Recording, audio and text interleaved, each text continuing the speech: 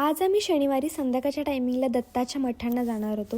दुपारच्या टायमिंगला काहीतरी खाऊया म्हटलं, मग त्यावर आम्ही रोल बनवला. रोलची रेसिपी अशी आहे की पहिल्यांदा ग्रीन चिली सॉस, केचप आणि मायोनीज मिक्स करून घ्यायचं. त्यानंतर त्याच्यावरती गाजर, टमॅटो, कांदा, कॅप्सिकम टाकायचं. तर पाण्यात शिजवलेली मॅगी टाकलेली आहे, ऑरिगॅनो टाकलेला आहे, भरभरून चीज टाका आणि रोल करून डायरेक्ट तुम्ही गरम करू शकता.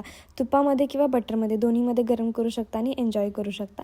संध्याकाळी झाल्यावरती मी आवरायला घेतलं कारण मठाला जायचं होतं. मला काही समजना की कोणती साडी घालू. मी शेवटी ही रेडवाली घातली कारण भरपूर दिवस झाला घातली नव्हती. ही नॉर्मलच हेअरस्टाईल केली. आमच्या घरापासून काहीतरी जवळपास 30 किलोमीटरवर मठ येत होता.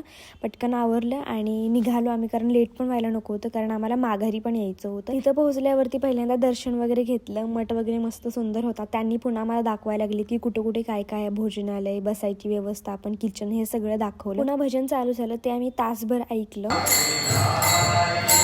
पुन्हा आम्ही प्रसाद घेतला, घेऊन पुन्हा घरी आलो.